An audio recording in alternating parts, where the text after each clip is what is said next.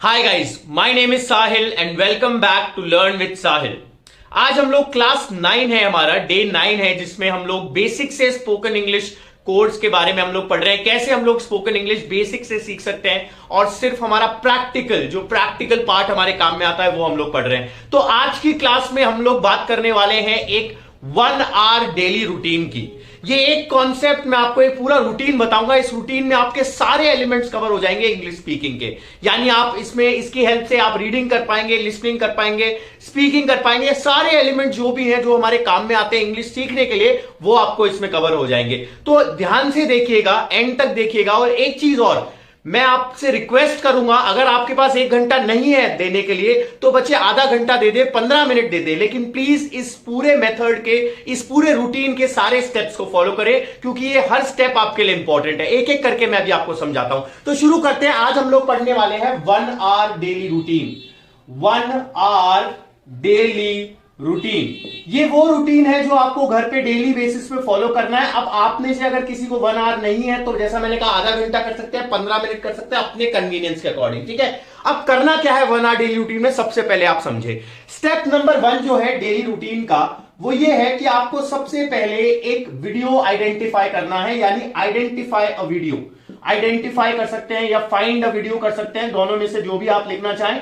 तो आपको क्या करना है, सबसे पहले एक वीडियो ढूंढना है। अब जो वीडियो होगा ना, वो आप ऐसा वीडियो ढूंढें जिसको देखने के लिए आप कंफर्टेबल हैं। ठीक है, मैं आपको सजेस्ट करूंगा मूवीज ना देखें। बड़ी बड़ी मूवीज देखने में क्या होता है, हम लोग पूरी उसे नहीं देख पाते और फिर हम बोर हो जाते हैं। तो छोटी डॉक्यूमेंट्रीज देखें या एनिमेशन से रिलेटेड देखें। मैं आप लोगों को सजेस्ट करूंगा, अगर आप बेसिक लेवल पे हैं, आपको इंग्लिश मूवीज देखने में दिक्कत आती है, तो मैं आगे एक टेक्निक फॉलो करूंगा, एक टेक्निक मैं अपलोड करूंगा आने वाले लेक्चर्स में, मूवी टेक्निक। लेकिन अभी मैं आपको एक टिप देना चाहता हूं कि आप जब भी देखें, कार्टून मूवीज देखें, एनिमेशन मूवीज देखें, उससे क्या है, आपको 100% एब्जॉर्प्शन होगा, आपको पूरा समझ में आएगा। और अगर आपको समझ में आएगा तो आपकी लैंग्वेज डेवलप होगी। ठीक है, तो सबसे पहले आपको एक वीडियो आइडेंटिफाई करना है। जो लेंथ होगी वीडियो की, वो ज्यादा से ज्यादा 10 मिनट, 15 मिनट, 20 मिनट से ज्यादा नहीं होनी चाहिए। अगर आप देख रहे हैं तो बड़ा भी देख सकते हैं, लेकिन अपनी कन्वीनियंस के अकॉर्डिंग, मेरे अकॉर्डिंग जो टिप रहेगी वो ये रहेगी कि आप 10 मिनट, 15 मिनट के आसपास का वीडियो कहीं से भी सिलेक्ट करें, और एनिमेशन और कार्टून होगा तो वो और भी बेटर होगा। ठीक है, मैं भी आपको समझाता हूं क्यों। तो सबसे पहले आपने क्या किया,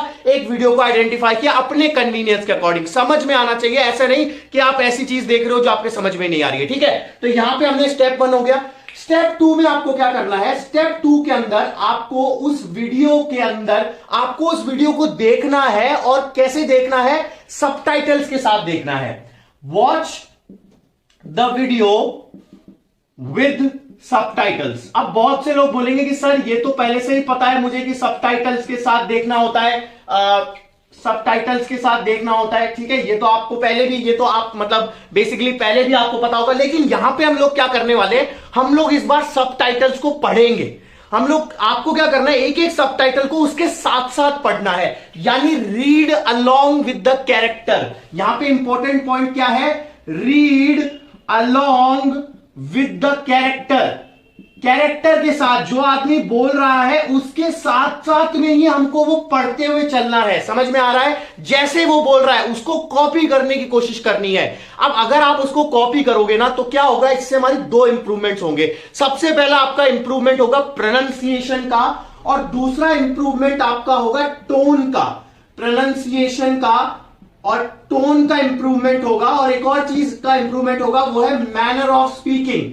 कभी कभी हमें होता है ना कि यार हम लोग बोलते हैं तो हमारी नेटिव लैंग्वेज जो होती है वो हमें सही नहीं बोलने देती है। नेटिव लैंग्वेज का जो टच है उसकी वजह से हम गलत बोल देते हैं। तो इसको इंप्रूव करने के लिए आपको क्या करना है, सेकंड स्टेप में वीडियो को वॉच करना है और सबटाइटल्स के साथ साथ में उसको तेज तेज बोलना है। आपको लग रहा है कि अगर वो जो आपका मतलब जो कैरेक्टर है वो उसकी आवाज से आप डिस्टर्ब हो रहे हो, पहले उसको सुनो, फिर उसके बाद उसको रिपीट करो उसके साथ में। ठीक है, along with that only. Is it clear?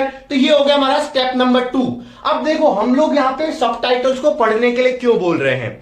Subtitles को अगर आप पढ़ोगे तो आप उस पूरे सेंटेंस को समझ पाओगे, उसका मीनिंग समझ पाओगे। ठीक है, तो सबसे पहले तो आपको क्या करना है, उसको पढ़ना है। इससे आपकी ये 3 चीजें इंप्रूव होंगी। जब आप पढ़ोगे तो आप उसके साथ साथ ही आपको बोलना है। ठीक है, जो वो बोल रहा है स्पीक आउट लाउड, तेज। तो इससे आपका प्रोनाउंसिएशन, टोन और मैनर ऑफ स्पीकिंग इंप्रूव होगा। ये आपका हो गया स्टेप नंबर 2। इसमें एक और चीज आपको करनी है, वो ये करना है कि जब आप सबटाइटल्स को पढ़ रहे हैं तो कोई अगर नया स्ट्रक्चर आपको दिमाग में आ रहा है, कोई दिख रहा है आपको नया स्ट्रक्चर वहां पे जो आपको नहीं पता है पहले, प्लीज उसे नोट डाउन कर लें या उसे इवैल्यूएट करें, ऑब्जर्व करें कि वो स्ट्रक्चर किस तरह का है। ठीक है, तो आपको यहां पे मैं एक और पॉइंट लिख देता हूं स्टेप 2 में, observe the new structure. Observe the new structures, यानी कि अगर आपको कोई नया स्ट्रक्चर मिल रहा है, देखो सारे स्ट्रक्चर्स को आपको ऑब्जर्व नहीं करना है। सारे स्ट्रक्चर तो जैसे अगर कोई विल का है, अब आपको विल का कॉन्सेप्ट पता है तो मत करो। ठीक है, और अगर कोई नया कॉन्सेप्ट आ जाता है, जैसे वेयर एज आ जाता है, अब वेयर एज हो सकता है आपके लिए नया हो, तो उसमें आप क्या करोगे, उस नए स्ट्रक्चर को ऑब्जर्व करोगे कैसे उसे यूज किया गया है। ठीक है, तो ये हो गया हमारा स्टेप नंबर 2। स्टेप नंबर 3 में आपको क्या करना है, स्टेप नंबर 3 अच्छे से समझे। स्टेप नंबर 3 के अंदर आपको अब उस वीडियो को, जैसे आपने यहां पे देखो मैंने कहा था 10 मिनट का वीडियो आपको लाना है, 10 मिनट के वीडियो को आपने देखा और देखने के बाद में आपने क्या किया, उस वीडियो को फिर आपको दोबारा देखना है, इस बार सबटाइटल्स हटा के। ठीक है, इस बार क्या करोगे, सबटाइटल्स को हटा दो। मैं इसके पीछे का रीजन बताता हूं।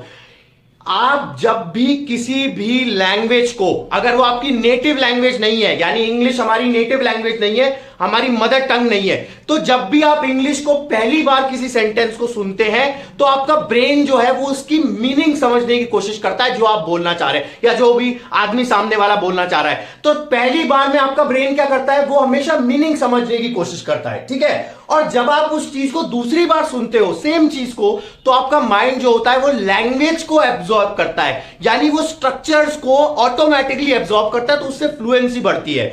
तो आप हमेशा ध्यान रखें, किसी भी चीज को, मेरा ये बोनस टिप है यहां पे, किसी भी चीज को एक बार नहीं 2 बार सुने, दूसरी बार सुनने पे आपको हमेशा लैंग्वेज एब्जॉर्ब होगी। ठीक है, तो स्टेप नंबर 3 क्या है, listen to it without the subtitles. ठीक है, listen to it without the subtitles, यानी अब की बार सबटाइटल्स के बिना आपको उसे सुनना है। ठीक है, सुनना है मतलब देख सकते हो आप। मेरा एक यहां पे छोटा सा टिप और रहेगा, आंखें बंद करके सुनो, कोशिश करो कि वो लैंग्वेज आप एब्जॉर्ब कर पाओ। ठीक है, क्योंकि पहली बार ऑलरेडी आपने देख लिया है, आपको पता है उसका क्या मीनिंग है या फिर क्या वो बोलना चाह रहा है, तो दूसरी बार कोशिश करो कि सिर्फ लैंग्वेज को एब्जॉर्ब करो। ठीक है, तो ये हो गया स्टेप नंबर 3। इससे क्या होगा, इससे आपको लैंग्वेज को एब्जॉर्ब करने में हेल्प मिलेगी। ठीक है, क्या होगा इससे आप लैंग्वेज को एब्जॉर्ब कर पाएंगे। समझ में आ रहा है, आप क्या कर पाएंगे, एब्जॉर्ब कर पाएंगे लैंग्वेज को। ये हो गया हमारा स्टेप नंबर 3।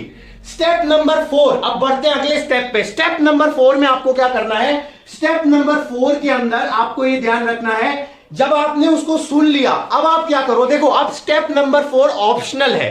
ठीक है, अगर आपको लगता है कि मुझे लिखने की जरूरत नहीं है तो मत लिखो, लेकिन स्टेप नंबर 4 आप, अगर आपको लगता है नहीं लिखना है तो मत लिखो, लेकिन अगर आपको लगता है लिखना भी इंपॉर्टेंट है तो स्टेप नंबर 4 में जो भी आपने सुना, जो भी आपने समझा, उसे अपनी लैंग्वेज में एक पेज में लिखो। ठीक है, right in your own language, in your own language, अपनी लैंग्वेज में उसे आप लिखोगे। ठीक है, right in your own language, step number 4।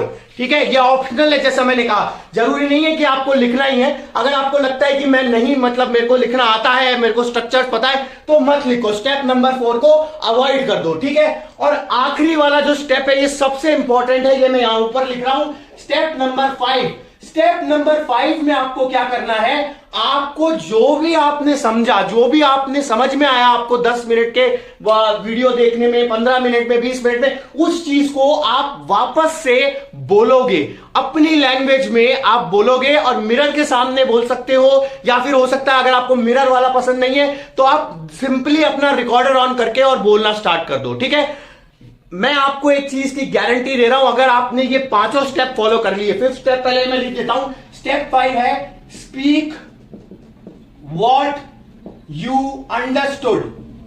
जो भी आपको समझ में आया वो आप क्या करोगे, बोलोगे in front of the mirror, या कहीं पे भी आप बोल सकते हो। ठीक है, तो ये हमारे कितने स्टेप्स हो गए, 5 स्टेप। ये 5 स्टेप्स की 1 आवर डेली रूटीन है। 1 आवर डेली रूटीन का मतलब ये नहीं है कि ये पूरा 1 घंटा लेगा।